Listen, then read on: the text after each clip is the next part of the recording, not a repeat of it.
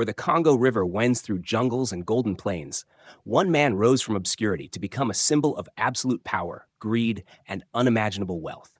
His name was Mobutu Sese Seko Kukunbendu Wazabanga, a name that, in his own words, meant the all-powerful warrior who, because of his endurance and inflexible will to win, will go from conquest to conquest, leaving fire in his wake. For more than 3 decades, Mobutu ruled the nation once known as the Belgian Congo, later renamed Zaire, with a lavish hand and an iron fist. While millions of his people struggled to survive, Mobutu lived like a king, surrounded by gold, luxury, and excess that stunned the world. But how rich was he really?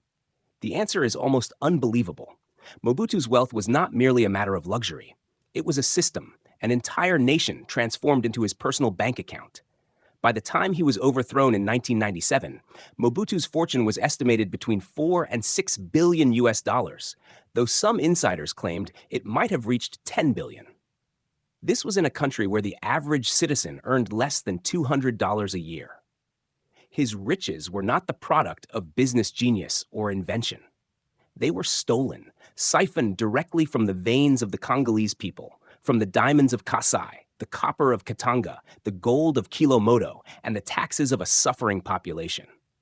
To understand the true magnitude of his wealth, one must understand the world Mobutu built for himself, a world of palaces, jets, and power. Mobutu was not born into privilege. He was born Joseph Désiré Mobutu in October 1930 in the small town of Lisala along the Congo River. His father was a cook for a Belgian officer. His mother worked odd jobs to support her family after her husband's death. From an early age, Mobutu learned 2 things: discipline from his education under Catholic priests and manipulation from observing colonial power. As a young man, he joined the Force Publique, the colonial army. He was tall, confident, and charismatic, and these traits would later help him climb through the ranks of politics and military. When Congo gained independence in 1960, the dream of freedom quickly descended into chaos. The new state was fragile, torn between tribal divisions and Cold War interests. Mobutu, then a young army officer, saw opportunity. He was close to Prime Minister Patrice Lumumba, but he was also courted by the United States and Belgium, who feared Lumumba's socialist leanings. In a shocking turn, Mobutu staged a coup. Lumumba was arrested, handed over to his enemies, and executed. The West applauded, and Mobutu became their man in Africa, a reliable ally against communism. From that moment on, Western powers ensured his rule, and in return, he opened Congo's vast resources to them. This relationship would make him one of the richest men in the world. Mobutu's rule was unlike any other in Africa. He was not content with being a mere president. He built a cult of personality so strong that his image was everywhere. His face appeared on money, stamps, and every public building. His voice dominated radio and television. He demanded that all citizens wear a special uniform called the abacoste, a symbol of his movement called authenticité, which rejected Western suits and ties in favor of an African identity. He even renamed himself Mobutu Sese Seko Kukunbendu Wazabanga, abandoning his Christian name to embody the image of an African emperor. He forced the people to address him as the father of the nation, the savior, and the guide.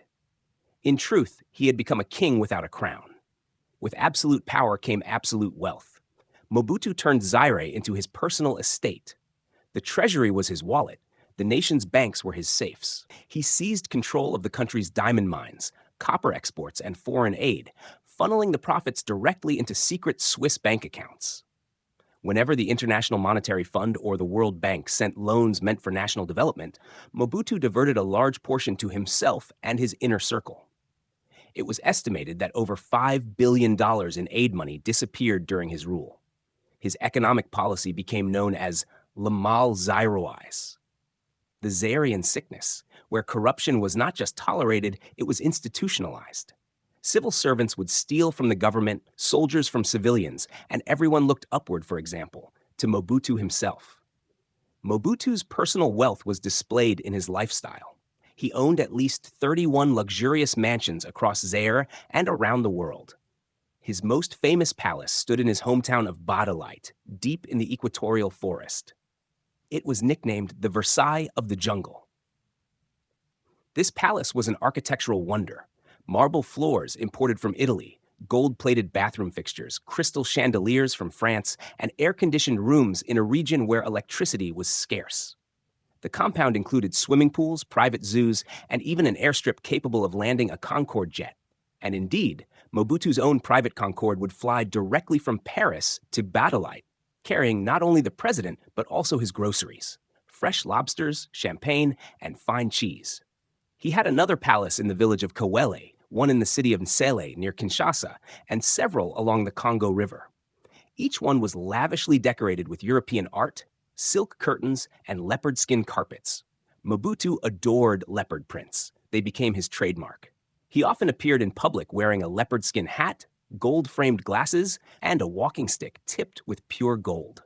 His wardrobe alone was said to be worth several $1,000,000, featuring designer suits, handmade Italian shoes, and watches from Rolex and Cartier. Mobutu also loved to host grand parties. Heads of state, business magnates, and celebrities from across the world attended his celebrations. Guests were treated to endless feasts of imported wines, roasted meats, and exotic fruits, while orchestras played music throughout the night. In these parties, Mobutu distributed diamonds as gifts, cash as favors, and luxury cars as tokens of loyalty. The spectacle reinforced his image as a monarch of abundance. Beyond his palaces and fashion, Mobutu's collection of assets was staggering. He owned luxury apartments in Paris, villas on the French Riviera, mansions in Brussels, and estates in Switzerland. His Parisian residence was among the most expensive in the city, filled with Persian rugs and paintings by European masters. He also had bank accounts in Switzerland, Belgium, and France, with millions of dollars hidden behind layers of shell companies. French investigators later discovered that he had transferred over $400 million into personal accounts by the mid-1980s. Yet this was only a fraction of his true wealth. Mobutu's personal fleet of aircraft symbolized his extravagance. Besides the Concorde that he occasionally leased for personal use, he owned several Boeing jets equipped like flying palaces. Inside, the jets had gold-plated seat buckles, silk carpets, and a fully stocked bar with rare liquors. He also maintained helicopters for domestic travel, as well as Mercedes-Benz limousines for every region he visited. When Mobutu traveled across Zaire, entire roads were cleared for his convoy. Soldiers lined the highways, and villages were ordered to welcome him with dancing and praise. While Mobutu's wealth glittered in luxury, his country sank into ruin. Zaire, rich in natural resources, became one of the poorest nations on earth. Roads crumbled, hospitals closed, schools fell apart, and the economy collapsed. The public treasury was routinely empty because Mobutu and his associates drained it dry. Teachers and soldiers often went unpaid for months. Meanwhile, Mobutu's pets were fed imported beef. The gap between the ruler and the ruled was staggering. To many Zairians, Mobutu was both God and devil, a man who inspired fear, awe, and resentment in equal measure. In the 1970s, during the oil crisis and the global commodity boom, Mobutu's fortune reached its peak. The price of copper, Zaire's main export, soared, and Mobutu seized every advantage. He nationalized foreign businesses under the policy called Zairianization, claiming it would empower local entrepreneurs. In reality, he handed those businesses to his loyal friends, ministers, and relatives, who plundered them until nothing remained. The economy spiraled into chaos, but Mobutu's personal wealth grew. He built private airstrips, funded lavish vacations in France, and maintained dozens of mistresses and illegitimate children, all supported by state money. By the 1980s, Mobutu's extravagance had become legendary worldwide. Western journalists described him as one of the richest men alive.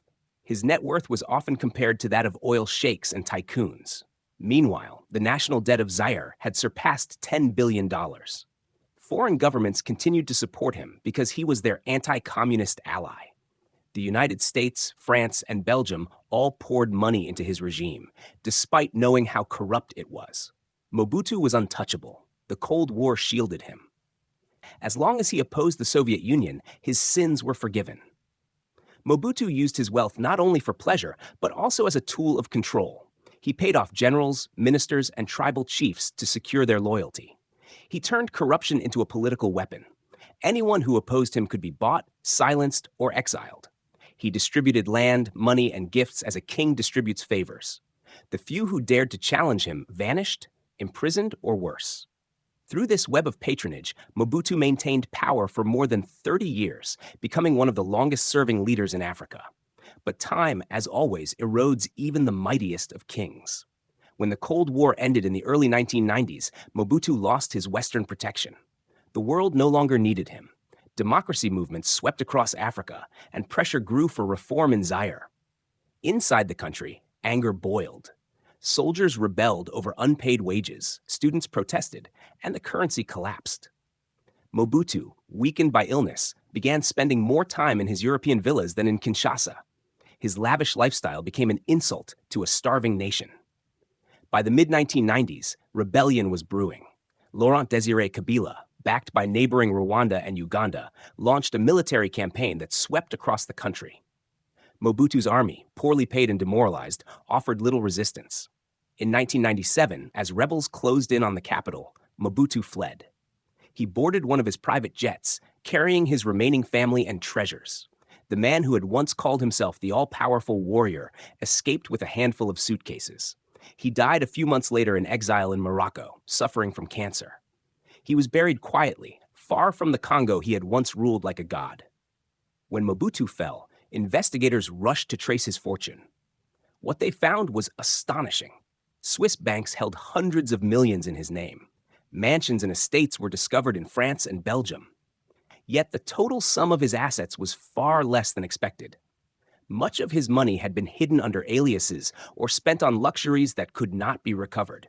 His palaces in Zaire were stripped bare, looted by soldiers and villagers after his departure. The marble floors cracked, the chandeliers stolen, the airfields abandoned. The Versailles of the jungle became a ghostly ruin, a monument to greed. In truth, no one knows exactly how rich Mobutu was. Estimates ranged from $4 billion to $15 billion.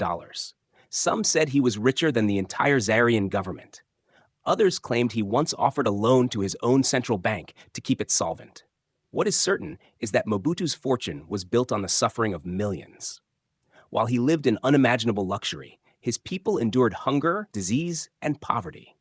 Zaire's infrastructure collapsed, its economy destroyed, and its legacy stained by corruption. Mobutu's story is not only about money. It is about power, illusion, and tragedy. He was a man who believed he was eternal, who wrapped himself in gold and declared himself the father of Africa. Yet in the end, he was a man alone, exiled, dying in a foreign land, his wealth scattered, his name cursed. His rise and fall mirror the story of many post-colonial African leaders who mistook the state for their inheritance. Today, the remnants of Mobutu's empire still lie in decay. His grand palaces are swallowed by jungle vines, his once bustling airstrips now home to grass and dust. In Kinshasa, people still remember his time with mixed emotions, some with nostalgia for order, others with anger for betrayal. The lessons of his rule remain relevant. Mobutu's immense fortune showed how power without accountability breeds corruption beyond imagination. His life is a warning to nations and leaders who forget that wealth built on the suffering of others is fleeting. Mobutu Sese Seko was not just rich in money. He was rich in symbols, power, and delusion. He built his image as a modern African monarch, blending tradition and dictatorship into a single cult. He gave himself titles fit for emperors, wore animal skins like a warrior, and lived among golden walls.